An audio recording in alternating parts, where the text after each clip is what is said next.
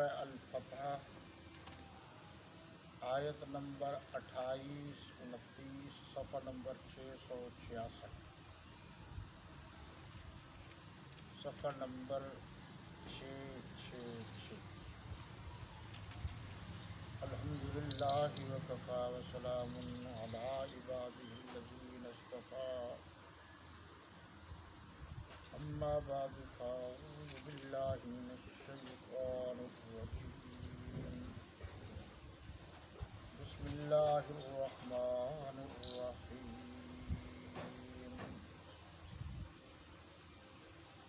هو الذی ارسل رسوله بالهدى ودین الحق لیظہرہ علی الدین کلہ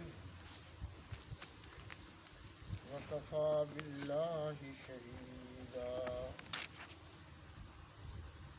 محمد رسول اللہ والذین معه أشداء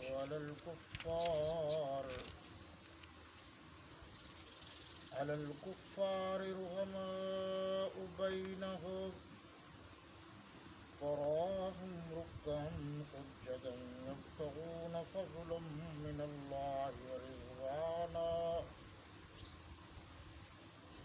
سيماهم في وجوههم من أثر السجود ذلك مثلهم في التوراة ومثلهم في الإنجيل كزرع أخرج شطأه فآزره فاستغلظ فاستوى على سوقه يعجب الزراع ليغيظ بهم الكفار وعد الله الذين آمنوا وعملوا الصالحات منهم مغفرة وأجرا عظيما صدق الله مولانا العظيم. با محاورہ ترجمہ دیکھیں گے. وہی تو ہے والذی، وہی تو ہے جس نے اپنے پیغمبر کو ہدایت کی کتاب اور دین حق دے کر بھیجا تاکہ اس کو تمام دینوں پر غالب کرے اور حق ظاہر کرنے کے لیے اللہ ہی کافی ہے. محمد صلی اللہ علیہ وسلم اللہ کے پیغمبر ہیں اور جو لوگ ان کے ساتھ ہیں وہ کافروں کے حق میں تو سخت ہیں اور آپس میں رحم دل. اے دیکھنے والے، تو ان کو دیکھتا ہے کہ اللہ کے آگے جھکے ہوئے سربسجود ہیں اور اللہ کا فضل اور اس کی خوشنودی طلب کر رہے ہیں. کثرت سجود کے اثر سے ان کی پیشانیوں پر نشان پڑے ہوئے ہیں. ان کے یہی اوصاف تورات میں مرقوم ہیں اور یہی اوصاف انجیل میں ہیں. وہ گویا ایک کھیتی ہے جس نے پہلے زمین سے اپنی سوئی نکالی، پھر اس کو مضبوط کیا، پھر موٹی ہوئی اور پھر اپنے نال پر سیدھی کھڑی ہو گئی اور لگی کھیتی والوں کو خوش کرنے تاکہ کافروں کا جی جلائے. جو لوگ ان میں سے ایمان لائے اور نیک عمل کرتے رہے ان سے اللہ نے گناہوں کی بخشش اور اجر عظیم کا وعدہ کیا ہے.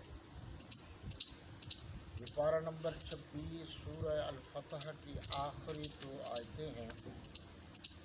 اس میں صرف مختصر تفسیر ہے اور پھر وہ اصل ٹاپک جو رہ گیا تھا امیر المومنین کافر المشرکین والمنافقین والمرتدین سیدنا حضرت علی المرتضیٰ رضی اللہ تعالی عنہ احادیث نبویہ کی روشنی میں ان کی فضیلت، منقبت اور ان کی سیرت و کردار کا ذکر کرنا ہے۔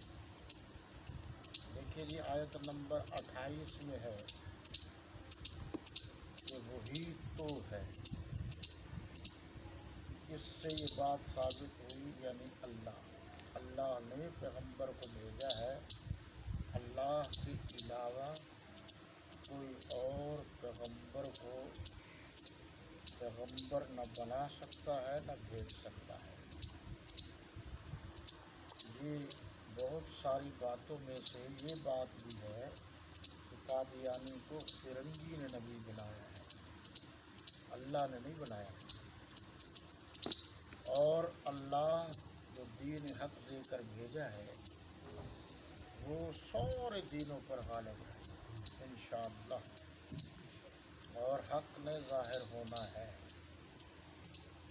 آپ اکثر دیکھتے ہیں کہ دین اسلام کے معاملے میں بہت سارا نقصان ہو جاتا ہے اور بالکل اس طرح محسوس ہوتا ہے جس طرح اب ہم بالکل خالی ہیں، لیکن ایک دم کوئی اللہ کا بندہ اٹھتا ہے تو وہ ساری کمزوریاں دور کر دیتا ہے اور پھر اللہ کے فضل و کرم سے دین حق، دین اسلام کا پرچم پھر بلند ہو جاتا ہے۔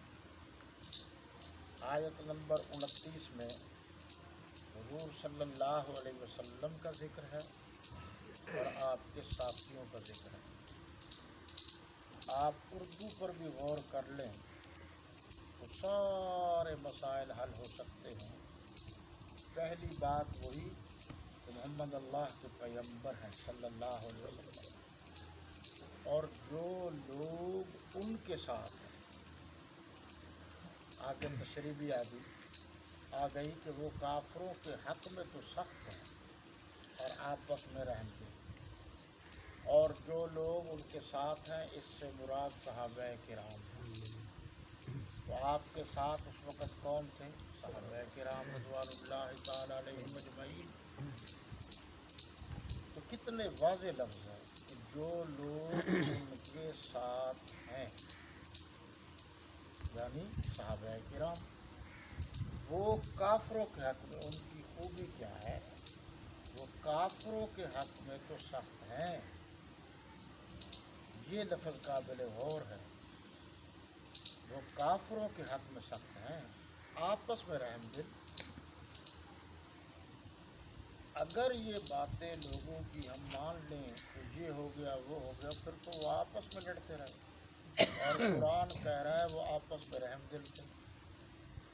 تو سخت تھے تو کافروں کے لیے سخت تھے، تو لفظ تو بتا دیے قرآن نے کہ وہ کافروں کے لیے سخت ہے، آپس میں سخت نہیں ہے، آپس میں رحم دل ہے۔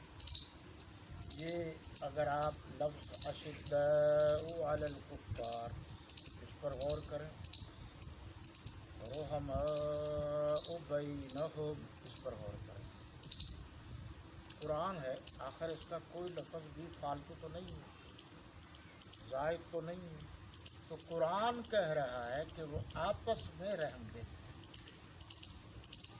اب ایک لفظ قرآن کا ہے، یہ جملہ کہہ لیجیے، یہ لفظ، ساری تعریف کو ایک طرف رکھو، جب قرآن کہہ رہا ہے کہ وہ آپس میں رحم دل ہے تو لگتا ہے کہ تاریخ میں کچھ گڑبڑ ہو گئی۔ قرآن میں تو غلطی کا امکان نہیں ہے، تاریخ میں تو غلطی کا امکان ہے، غلطیوں کا امکان ہے، اس لیے ہم قرآن کو مانیں گے کہ شاید لوگوں نے جھوٹی باتیں بنا کر یا لکھ کر ان پاکیزہ صفت لوگوں کی طرف منسوب کر دی ہے جن کو قرآن نے اشداء علی الکفار کہا اور رحماء بینہم کہا۔ آگے کہا، اے دیکھنے والے، تو ان کو دیکھتا ہے کہ اللہ کے آگے جھکے ہوئے سر بسجود، اللہ کے آگے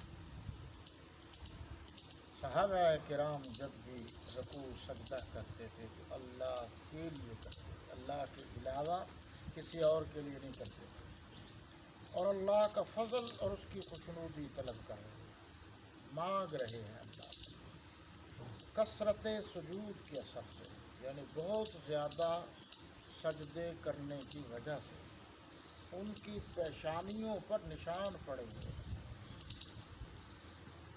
وہ سچے لوگ تھے، اور آج کل تو کچھ لوگ ویسے مٹی اٹھا کر نشان لگا دیتے ہیں تاکہ پتہ چلے ہم بڑے پہنچے ہوئے ہیں، یہ سارا جھوٹ ہوتا ہے۔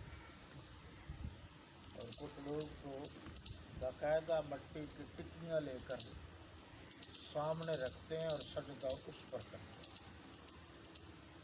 نشان بھی پڑ جائے اور کہ ہمارا سجدہ کربلا کے علاوہ ہوتا ہی نہیں، جبکہ اللہ رسول کی تعلیمات یہ ہے کہ ہر مسلمان کی ہر پاکیزہ جگہ پر سجدہ ہو جاتا ہے۔